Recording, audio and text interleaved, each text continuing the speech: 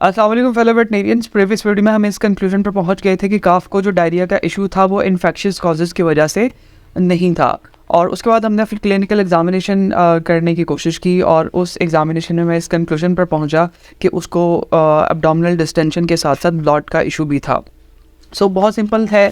This examination was done by using this stethoscope और this technique is called suction. So simple suction के अंदर आपने ये जो ईयर पीस होता है इसको अपने कान में लगाना होता है और स्टेथोस्कोप का जो डायफ्राम होता है वो उस रीजन पर रखना होता है जिसको हम एग्जामिन करें। इस केस के अंदर मेरा फोकस जीएटी पर था, इसलिए मैंने एब्डोमिनल रीजन के ऊपर ये डायफ्राम रखा और सुनने की कोशिश की कि कोई नॉर्मली साउंड किस तरह की सुनाई दे रही है।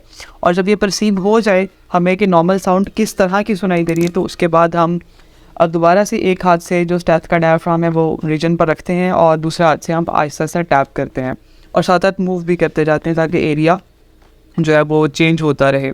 और ये सुनने की कोशिश करते हैं कि अगर कोई एबनॉर्मल साउंड प्रोड्यूस तो नहीं हो रहा और किस तरह का साउंड प्रोड्यूस हो रहा है। नॉर्मली अगर डल या रफ किस्म का साउंड प्रोड्यूस हो तो इसका मतलब होता है कि उस जगह के अंदर कुछ फ्लूइड या सॉलिड मटेरियल मौजूद है। और अगर एक हाई फ्रिक्वेंसी वाली हाई पिच वाली तेज़ सी आवाज़, लाउडनेस में तेज़ नहीं, फ्रिक्वेंसी में तेज़ किस्म की आवाज़ पैदा हो रही हो, तो इट इंडिकेट्स कि वहाँ पर कुछ गैस या एयर ड्रैप है। So I started from right side of the abdomen. Upper right side पर नॉर्मली एबोमिज्म होता है। सो वहाँ पर अगर कोई डल साउंड सुना ज़्यादा तो वो इंडिकेट करता है कि वहाँ पर एबोमिजल डिस्प्लेसमेंट हो सकती है, लेकिन मुझे इस तरह का कोई साउंड नहीं सुनाई दिया। So I move towards the lower right part of the abdomen और लोअर राइट पार्ट से लेकर नीचे मिडल तक के दरमियान स्मॉल इंटेस्टाइन मौजूद होती है और वहाँ पर एबनॉर्मल साउंड सुनाई देने का मतलब है कि there could be enteritis in that region, क्योंकि वहाँ पर स्मॉल इंटेस्टाइन होती है।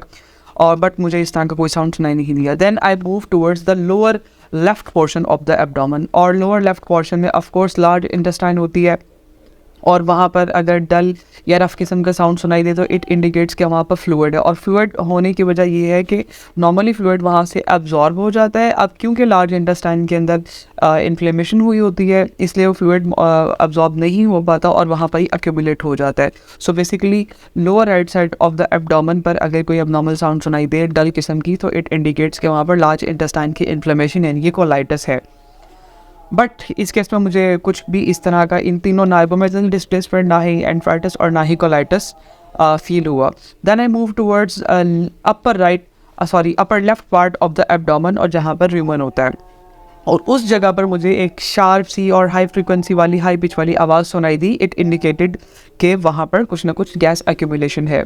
सो ये इस्टेब्लिश हो गया कि वो जो एब्डोमिनल डिस्टेंशन थी वो ब्लॉट की वजह से थी।